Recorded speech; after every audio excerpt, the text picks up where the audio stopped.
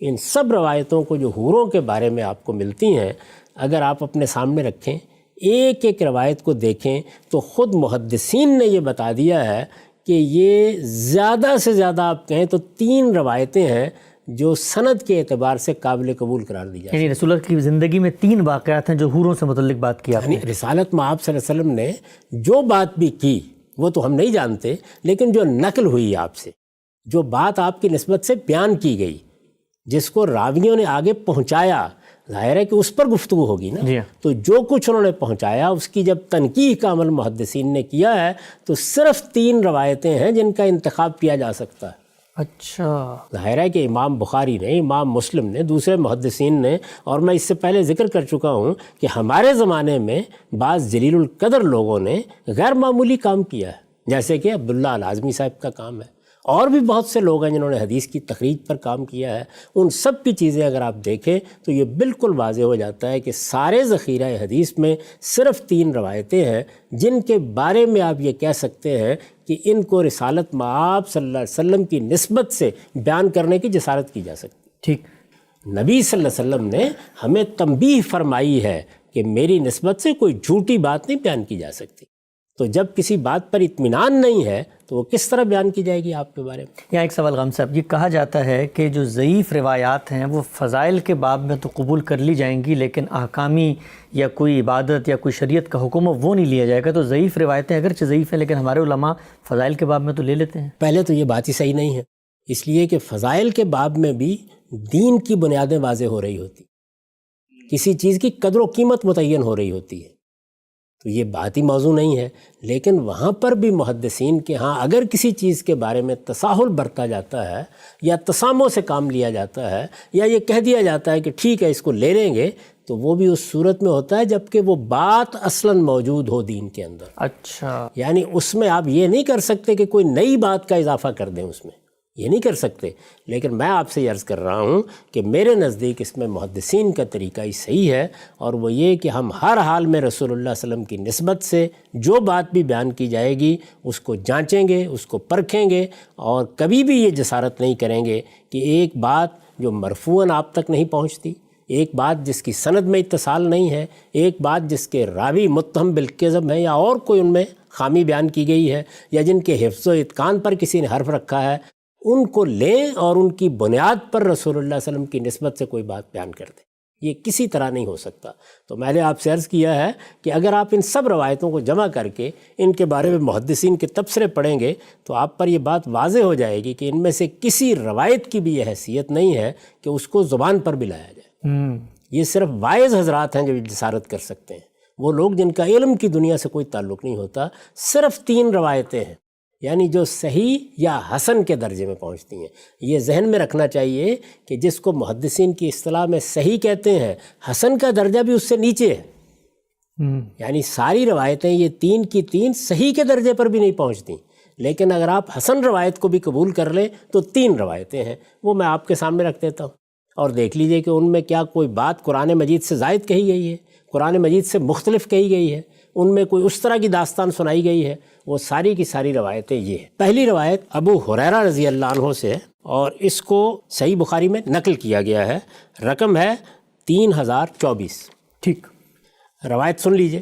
عن ابی ہریرہ رضی اللہ عنہ قال قال رسول اللہ صلی اللہ علیہ وسلم اول زمرۃ تلج الجنۃ صورتهم علی صورت القمر لیلۃ البدر والذین علی آثارہم کأحسن کوکب دری فی السماء اذا لا یبصقون فیہا ولا یمتخطون ولا یتغوطون آنیتہم فیہا الذہب امشاتہم من الذہب والفضہ ومجامرہم العلوہ الانجوج عود الطیب ورشوہم المسک وَلِكُلِّ وَاحِدٍ مِّنْهُمْ زَوْجَتَانِ مِنَ الْحُورِ الْعِينِ يُرَى مُخُّ سُوقِهِمَا مِنْ وَرَاءِ اللَّحْمِ مِنَ الْحُسْنِ كَمَا يُرَى الشَّرَابُ الْأَحْمَرُ فِي الزُّجَاجَةِ الْبَيْضَاءِ وَمَا فِي الْجَنَّةِ أَعْزَبُ لَا اخْتِلَافَ بَيْنَهُمْ وَلَا تَبَاغُضُ قُلُوبُهُمْ قَلْبٌ وَاحِدٌ يُسَبِّحُونَ اللَّهَ بُكْرَةً وَعَشِيًّا۔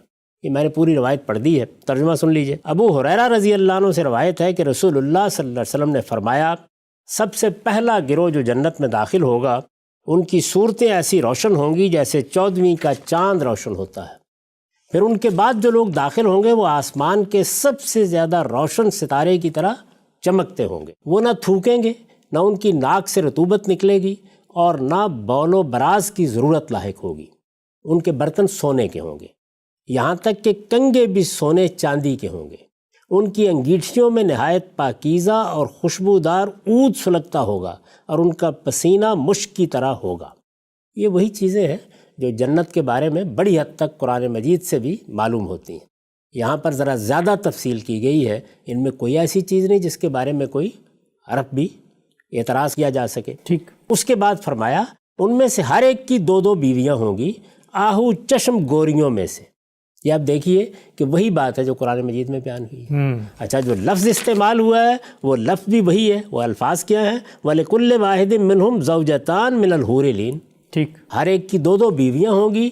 وہ بیویاں کون ہوں گی؟ تو یہ فرمایا کہ آہو چشم گوریوں میں سے، جن کی پنڈلیوں کا گودا ان کے حسن کی وجہ سے گوشت کے اوپر ایسا دکھائی دے گا جیسے سفید پیمانے میں سرخ شراب دکھائی دے۔ یعنی یہ ان کے حسن و جمال کو ایک بہت خوبصورت تشبیہ سے واضح کیا ہے۔ جنت میں کوئی بھی کنوارا نہ ہوگا، ان کا آپس میں کوئی اختلاف نہ ہوگا اور نہ بغض و عناد۔ ان کے دل بالکل ایک ہوں گے، وہ صبح و شام وہاں اللہ کی تسبیح و تحلیل میں مشغول رہیں گے۔ ٹھیک۔ تو اس میں دیکھ لیجئے قرآن مجید سے زائد کیا بات کہی گئی ہے، اس سے مختلف کیا بات کہی گئی ہے۔ یہاں پر کیا کوئی اس طرح کی اطلاع دی گئی ہے کہ یہ کوئی الگ مخلوق ہے؟ وہی الفاظ، وہی اسلوب بیان کیا گیا ہے۔ زیادہ سے زیادہ آپ یہ کہہ سکتے ہیں کہ یہ صراحت کر دی گئی ہے کہ 2 بیویاں ہوں گی۔ ٹھیک۔ اس سے زیادہ تو کوئی بات نہیں ہے۔ اس کے بعد آپ اگلی روایت پہ آئیے۔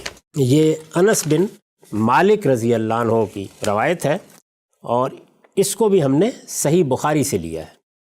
رقم ہے 6111۔ عن انس بن مالک رضی اللہ عنہ عن النبی صلی اللہ علیہ وسلم قال غدوۃ فی سبیل اللہ او روحا خیر من الدنیا وما فیہا ولقاب قوس احدکم او موضع قدم من الجنہ خیر من الدنیا وما فیہا ولو ان امرأۃ من نساء اہل الجنۃ اطلعت الی الارض لاضاءت ما بینہما ولملأت ما بینہما ریحا ولنصیفها یعنی الخمار خیر من الدنیا وما فیہا۔ انس بن مالک رضی اللہ عنہ سے روایت ہے کہ نبی صلی اللہ علیہ وسلم نے فرمایا اللہ کی راہ میں جہاد کے لیے ایک صبح یا ایک شام کا سفر دنیا اور اس کی ہر چیز سے بڑھ کر ہے۔ ٹھیک۔ جنت میں تمہارے کسی شخص کی ایک کمان کے برابر یا ایک قدم جتنے فاصلے کی جگہ دنیا اور اس کی ہر چیز سے بڑھ کر ہے۔ جنت کی عورتوں میں سے کوئی عورت اگر روئے زمین کی طرف جھانک کر دیکھ لے تو آسمان سے لے کر زمین تک ہر چیز کو روشن کر دے اور ہر چیز کو خوشبو سے بھر دے، اس کی تو اوڑھنی تک دنیا اور جو کچھ اس میں اس سے کہیں بڑھ کر ہے۔ تو یہاں پر بھی دیکھ لیجئے کہ اس کے سوا کچھ نہیں ہے کہ کچھ اوصاف بیان کر دیے گئے، کچھ صفات بیان کر دی گئی ہیں۔ ان کا حسن کیا ہوگا، ان کا جمال کیا ہوگا، اس کو بیان کرنے کے لیے نہایت خوبصورت تعبیریں اس روایت میں اختیار کی گئی ہیں۔ ان میں بھی کوئی ایسی بات نہیں ہے کہ جو کوئی تردد پیدا کرے۔ اس کے بعد اس سلسلے کی آخری روایت ہے، اور یہ روایت معاذ بن جبل سے ہے۔ اس کا متن ہم نے مسند احمد سے لیا ہے، رقم ہے 21528۔ ٹھیک۔ عن معاذ بن جبل عن النبی صلی اللہ علیہ وسلم قال لا توزی امرأة زوجها في الدنيا الا قالت زوجته من الحور العین لا توزیہ قاتلک اللہ فانما هو عندک دخیل یوشک ان یفارقک الینا۔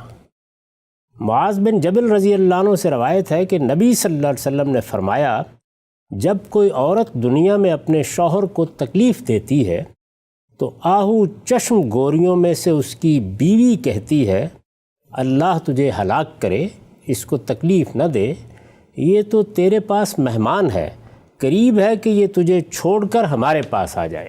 ٹھیک۔ یہ روایات ہیں، یہ 3 روایات، جس طرح میں نے اس سے پہلے عرض کیا تھا کہ 8 مقامات ہیں قرآن مجید میں، ان میں سے 4 مقامات پر حور کا لفظ استعمال ہوا ہے۔ یہ 3 روایات ہیں، ان میں بھی وہی الفاظ ہیں، وہی تعبیریں ہیں، اسی طرح خوبصورتی کو بیان کیا گیا ہے، اس کے لیے جو الفاظ عربی زبان میں معروف الفاظ ہیں وہی استعمال ہوئے ہیں۔ ان میں بھی اگر آپ دیکھیں تو ایسی کوئی بات آپ کو نظر نہیں آئے گی جس کی بنیاد پر آپ حتمی طریقے سے یہ کہہ سکیں کہ یہ کوئی الگ مخلوق ہے جس کا ذکر ہو رہا ہے۔ ٹھیک، یعنی رسول اللہ صلی اللہ علیہ وسلم نے بھی اگر ان صحیح روایات کو، ان میں سے ایک روایت حسن ہے اور 2 صحیح کے مرتبے کی روایات ہیں، اگر ان کو آپ سامنے رکھیں تو وہی بات، وہی اسلوب، وہی انداز، وہی طریقہ ہے جس کی ایک جھلک ہم اجمال کے ساتھ قرآن مجید میں دیکھ چکے ہیں۔ قرآن مجید میں اور روایات میں ایک فرق ہمیشہ آپ دیکھیں گے، وہ اللہ کی زبان میں، اللہ کا کلام ہے، اس میں بالعموم جو چیزیں بیان کی جاتی ہیں ان میں بڑی جامعیت ہوتی ہے، ان میں اجمال بھی ہوتا ہے اور اس کے اندر جو تفصیلات پوشیدہ ہوتی ہیں وہ بھی اس اجمال سے نمایاں ہو کے سامنے آنا شروع ہو جاتی ہیں۔ ٹھیک، روایتوں میں اس کے برعکس صورتحال ذرا تفصیل کی ہوا کرتی ہے۔ پھر یہی نہیں ہے، اس کے ساتھ یہ بھی ملحوظ رکھنا چاہیے کہ روایات بالمعنی ہوتی ہیں، یعنی یہ ضروری نہیں ہوتا کہ رسالت مآب صلی اللہ علیہ وسلم نے وہ الفاظ استعمال کیے ہیں اور راوی نے وہ الفاظ بیان ہی یاد رکھے ہیں اور ان کو آپ تک پہنچا دیا ہے۔ وہ بالعموم جو بات سنتے ہیں ممکن حد تک ان الفاظ میں پہنچانے کی صحیح کرتے ہیں، ورنہ مدعا کو اپنے لفظوں میں بیان کر دیتے ہیں، اور یہ مدعا کو اپنے لفظوں میں بیان کرنا یہ ہر سطح پر ہوتا ہے۔ یعنی پہلے صحابی یہ کام کرتا ہے، پھر اس کے بعد تابعی، پھر اس کے بعد تبع تابعین، یہاں تک کہ آخر تک یہ صورتحال رہتی ہے کہ روایت بالمعنی کے طریقے پر جو کچھ سمجھا گیا ہے وہ مدعا ہے جسے بیان کر دیا جاتا ہے۔ اس میں الفاظ تبدیل ہو جاتے ہیں، تعبیریں تبدیل ہو جاتی ہیں، اور بعض جگہوں پر راوی کا فہم بھی داخل ہو جاتا ہے۔ یعنی ممکن ہے کہ رسول اللہ صلی اللہ علیہ وسلم نے وہ بات فرمائی تو اس کے لیے ایسی تعبیریں اختیار کیں جن میں کوئی اشکال پیدا نہ ہو، اور راوی اسی مدعا کو بیان کرنے کے لیے دوسرا لفظ مستعار لے تو اس کے بارے میں کچھ ترددات بھی پیدا ہو جائے۔ یہ سب چیزیں جن لوگوں کی روایات پر نظر ہے وہ جانتے ہیں کہ روایات کو پڑھنے کے نتیجے میں یا ان پر انحصار کرنے کے نتیجے میں سامنے آ جاتی ہیں۔ اسی لیے اس بات پر اصرار کیا جاتا ہے کہ قرآن مجید جب کسی چیز کو موضوع بنا لیتا ہے وہ اس کے بارے میں ایک فریم متعین کر دیتا ہے، روایت کو اس کے اندر ہی رکھ کر دیکھنا چاہیے۔ لیکن یہاں اگر آپ دیکھیں تو ان تینوں روایتوں میں کوئی ایسی چیز نہیں ہے جس کے بارے میں کسی تردد کا اظہار کیا جائے۔ یہ کم و بیش وہی باتیں ہیں جو قرآن میں بالاجمال بیان ہوئی ہیں، یہاں ان کی تفصیل ہو گئی ہے، یا یہ کہ ان کے اطلاق کی بعض صورتیں آ گئی ہیں، یا ایک آدھ چیز کے بارے میں آپ کہہ سکتے ہیں کہ اس میں ہماری اطلاع میں یا ہمارے علم میں مزید اضافہ ہو گیا۔ ٹھیک ہے ہم صاحب، یہ پہلے تو واضح ہوا کہ روایات کا یہ جو پورا ذخیرہ ہے جس کے بارے میں کہا جاتا ہے کہ 20 بلکہ سینکڑوں روایات ہیں اور ہر جگہ حوروں ہی کا قصہ زیر بحث ہے، 2 اور 2 4 کی طرح واضح ہوا کہ 3 واقعات ہیں، 3 صحیح روایات ہیں جو سند کے معیار پر محدثین کے اصولوں پر قابل قبول ہو سکتی ہیں۔ تینوں آپ نے پڑھ دیں، قرآن مجید کے 8 مقامات سامنے آ چکے تھے۔ یہ جو روایتیں آپ نے پڑھی ان میں سے یہ 2 روایتوں میں کچھ ایسی باتیں معلوم ہوئیں جس سے ایک تاثر سا جاتا ہے، ایک کھٹک سی پیدا ہوتی ہے کہ جو کچھ عام رائج نقطہ نظر ہے شاید اس کے قریب یا کوئی مماثلت کی بات کی جا رہی ہو۔ یہ پہلی روایت میں ذکر ہوا تھا کہ کچھ ایسی خواتین ہوں گی کہ ان کا جو گودا ہے وہ نظر آ رہا ہوگا، یعنی بظاہر تو ہم دنیا کی عورتیں ہیں یا کوئی بھی عورت ہے اس کی یہ ایک انہونی سی صورت سامنے نہیں آتی۔ اور آخری روایت میں ذکر ہوا کہ وہ جنت کی عورت، یعنی جنت میں جو اس وقت حور ہے وہ دنیا کی عورت سے بات کر رہی ہے، اس کا مطلب وہ مخلوق ایگزسٹ کرتی ہے، اس وقت موجود ہے، تبھی تو روایت کے اندر ذکر ہوا کہ وہ اس سے یہ باتیں کر رہی ہے۔ تو کیا مطلب کہ وہ الگ سے مخلوق بنائی جا چکی ہے؟ پہلی بات کے بارے میں یہ عرض ہے کہ یہ در حقیقت خوبصورت تشبیہات ہیں، یعنی حسن کو بیان کرنے کے لیے، جلد کی شفافیت کو بیان کرنے کے لیے رسول اللہ صلی اللہ علیہ وسلم نے بھی ہو سکتا ہے کچھ تعبیریں اختیار کی ہوں، اور یہ ممکن ہے کہ خود راوی حضرات نے مدعا کو سامنے رکھ کر ان الفاظ میں ان کو بیان کر دیا۔ یعنی اس میں در حقیقت خلقت کا کوئی پہلو بیان نہیں ہو رہا، بلکہ اگر آپ الفاظ پر غور کریں تو ایک خوبصورت تشبیہ کے ساتھ ان کے حسن کو بیان کیا جا رہا ہے۔ دوبارہ سنیے جو ترجمہ میں نے ان کا کیا ہے، ان میں سے ہر ایک کی 2 2 بیویاں ہوں گی، آہو چشم گوریوں میں سے۔ یہ وہی الفاظ ہیں جو قرآن مجید میں بھی آئے ہیں، یعنی الحور العین، جن کی پنڈلیوں کا گودا، اب دیکھیے اس میں الفاظ ہیں ان کے حسن کی وجہ سے، یہ نہیں کہ ان کی خلقت کی وجہ سے، وہ کوئی الگ مخلوق ہے، ان کے حسن کی وجہ سے گوشت کے اوپر ایسا دکھائی دے گا جیسے سفید پیمانے میں سرخ شراب دکھائی دے۔ تو دیکھیے اس میں تو بڑا ہی خوبصورت ادبی اسلوب ہے جو جمال کو بیان کرنے کے لیے اختیار کیا گیا ہے۔ اگر آپ دیکھیں تو عربی شاعری میں، فارسی شاعری میں، ہماری اردو شاعری میں اس طرح کی خوبصورت تعبیریں عام شعراء نے اختیار کی ہیں، تو رسالت مآب صلی اللہ علیہ وسلم نے بھی یہ تصویر ہمارے سامنے رکھی ہے اور اس کو ظاہر ہے کہ راویوں نے پھر اپنے الفاظ میں آگے بیان کر دیا ہے۔ اس میں کوئی ایسی چیز نہیں، یہ محض ان کے حسن کا بیان ہے۔ دوسری بات کے بارے میں یہ عرض کروں گا کہ روایتوں میں بہت سی چیزیں تمثیل کے اسلوب میں بیان ہوتی ہیں، یعنی اس میں کیا جاتا ہے، ایک حقیقت ہے، آپ کو اس حقیقت کو سمجھانا ہے، اس کے بارے میں کچھ کردار وجود میں آ جاتے ہیں، ان کی باہمی گفتگو ہے یا ایک منظر ہے، وہ آپ کے سامنے پیش کر دیا جاتا ہے۔ رسالت مآب صلی اللہ علیہ وسلم نے جنت کے بارے میں، دوزخ کے بارے میں جو باتیں کہی ہیں یا بعض واقعات بیان کیے ہیں، اسراء کی روایت میں آپ نے جن چیزوں کو دیکھا ہے اس میں یہی طریقہ اختیار کیا گیا ہے۔ ابھی وہ معاملات ہوئے نہیں ہیں، نہ اس طرح پیش آئے ہیں، لیکن وہ دکھائے جا رہے ہیں، وہ باتیں سنائی جا رہی ہیں۔ اسراء کی روایات میں آپ یہ دیکھتے ہیں کہ جب وہ مناظر آپ کے سامنے لائے گئے تو آپ نے جبریل سے اس کے بارے میں سوالات کیے ہیں، ان کا جواب دیا گیا ہے۔ یہ در حقیقت رسالت مآب صلی اللہ علیہ وسلم کے رویا ہوتا۔ ٹھیک، ہم جب رویا کو دیکھتے ہیں، کیونکہ اس کا تجربہ تو ہم میں سے ہر شخص کو ہوتا ہے، تو اس میں بھی کیا ہے، اس میں کبھی ماضی، کبھی حال، کبھی مستقبل اور کبھی محض ایک حقیقت تمثیل کے پیرائے میں ہمارے سامنے آ جاتی ہیں۔ ہم نے یہ دیکھا کہ سیدنا یوسف کا رویا بیان ہوا ہے قرآن مجید میں۔ آپ یہ دیکھتے ہیں کہ اس میں ایک مستقبل میں پیش آنے والا واقعہ ہے جس کی تمثیل بنائی گئی۔ وہ تمثیل کیا تھی کہ اس میں 11 ستارے ہیں، سورج اور چاند ہے، وہ ان کے سامنے سجدہ ریز ہو رہے ہیں۔ تو وہاں جو منظر دیکھا گیا وہ منظر گویا کسی حقیقت کی تمثیل تھی، کسی حقیقت کو اس میں ممثل کر دیا گیا تھا۔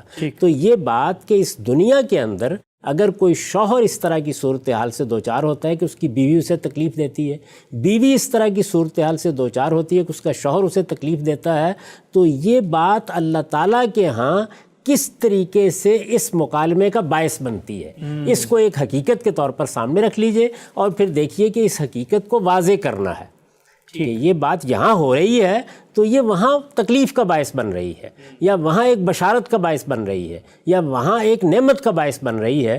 حقیقت یہ ہے، اس حقیقت کو کرداروں میں تبدیل کر دیا جائے، یعنی پیغمبر کو کمیونیکیٹ کرنا ہے ابھی، یعنی اب بتانا ہے نا، تو اس کو ایک تمثیل میں بدل کر اصل میں حقائق ہیں، معانی ہیں جن کو اس طرح ممثل کیا جا رہا ہے۔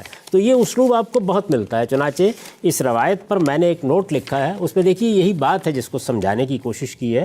میں نے لکھا اس سے یہ خیال نہیں ہونا چاہیے کہ آہو چشم گوریاں اپنے ہونے والے شوہروں کے بارے میں یہ گفتگو اس وقت جنت میں بیٹھی ہوئی کرتی ہیں، یعنی یہ کسی واقعے کا بیان نہیں ہے۔ اس باب کی روایتوں کا دقت نظر کے ساتھ مطالعہ کیا جائے تو یہ حقیقت صاف واضح ہو جاتی ہے کہ نبی صلی اللہ علیہ وسلم کو جنت، دوزخ اور روز قیامت کے بارے میں اس طرح کی چیزیں ممثل کر کے سنائی اور دکھائی جاتی تھیں تاکہ آپ ان کے ذریعے سے لوگوں کو خبردار کرتے رہیں۔ یہ ہم نے روایتوں میں دیکھا کہ رسول اللہ صلی اللہ علیہ وسلم نماز کی امامت کر رہے ہیں اور سامنے جنت آ گئی، اور اس میں یہ بات آپ نے پڑھی ہوگی کہ رسول اللہ صلی اللہ علیہ وسلم نے ہاتھ بڑھایا۔ جب صحابہ نے پوچھا تو آپ نے فرمایا کہ گویا میں اس کا ایک خوشہ لے لینا چاہتا تھا۔ ٹھیک، تو وہاں بھی کیا ہوا ہے، چیزوں کو تمثیل میں تبدیل کر دیا گیا۔ میں نے یہ عرض کیا کہ ہمارے رویا میں بھی بالکل یہی چیزیں ہوتی ہیں۔ ٹھیک، اس میں حقائق آپ کے سامنے ممثل کر کے لے آئے جاتے ہیں۔ یہ تمثیلات کیسے بنتی ہیں، اس کا ایک اندازہ اس روایت سے بھی آپ کر سکتے ہیں جس کو خود رسالت مآب صلی اللہ علیہ وسلم نے بیان فرمایا ہے کہ جس وقت اسراء کا واقعہ پیش آیا اور میں نے اس کو لوگوں کے سامنے بیان کیا تو سوالات شروع ہو گئے۔ اب ظاہر ہے کہ وہ واقعہ رات میں پیش آیا تھا، ایک رویا کی صورت میں تھا۔ جب سوالات کیے گئے تو اس کی تفصیلات ذہن میں نہیں رہی تھی، لوگوں نے سوالات کرنے شروع کیے تو اس بات کا اندیشہ ہوا کہ یہ تو اسی بات پر جھٹلانے لگ جائیں گے۔ تو اس موقع پر خود رسول اللہ صلی اللہ علیہ وسلم بیان فرماتے ہیں کہ میرے سامنے وہ ساری تصویر آ گئی۔ اب گویا تصویر سامنے تھی اور میں ایک ایک مقام یا راستے کی ایک ایک منزل کو گویا سامنے دیکھ رہا تھا اور لوگوں کے سامنے بیان کر رہا۔ تو اس طرح پیغمبر کے سامنے چیزیں ممثل کر کے لائی جاتی ہیں۔ یہ آپ اس وقت دیکھیے کہ ہم لوگوں نے کس چیز میں کامیابی حاصل کی ہے انسان کی حیثیت سے، وہ بہت سے معاملات کہ جو پہلے ماضی میں گم ہو جاتے تھے، دنیا معلوم نہیں کب سے قائم ہے، کب سے یہ مخلوق جس کو ہم انسان کہتے ہیں دنیا میں موجود ہے، اس کی تاریخ بن رہی ہے۔ یہ تاریخ ہم کتابوں میں پڑھتے تھے، روایتوں میں سنتے تھے۔ اب اس وقت جو تاریخ بن رہی ہے اس کو آپ کیا کرتے ہیں؟ اس کو محفوظ کرتے چلے جا رہے ہیں۔ اس میں یہ واقعہ محفوظ ہو رہا ہے۔ اسی طریقے سے آپ نے دیکھا ہے کہ ایک ناول نگار کیا کرتا ہے، فکشن لکھنے والا کیا کرتا ہے، ڈرامہ لکھنے والا کیا کرتا ہے، وہ حقائق کو لیتا ہے اور حقائق کے کردار تخلیق کرتا ہے اور ان کرداروں کے ذریعے اس حقیقت کو بیان کر دیتا ہے۔ یہ دونوں معاملات اللہ تعالیٰ کی طرف سے بھی ہوتے رہتے ہیں۔ یعنی ایسا بھی ہوتا ہے کہ مستقبل کی ایک چیز کو لیا گیا اور مستقبل کی وہ چیز بعض کرداروں میں ڈھالی گئی اور اس وقت آپ کو دکھا دی گئی یا سنا دی گئی، اور ایسا بھی ہوتا ہے کہ حقیقت کو سامنے لایا گیا اور حقیقت کو ایک تمثیل کی صورت دے دی گئی اور گویا کہ ایسا ہوا کہ جیسے حور یہ بات کر رہی ہے۔ تو یہ بات اگر روایات کا دقت نظر کے ساتھ مطالعہ کیا جائے تو بالکل واضح ہو جاتی ہے کہ ان کی بنیاد پر کوئی استدلال نہیں کیا جا سکتا۔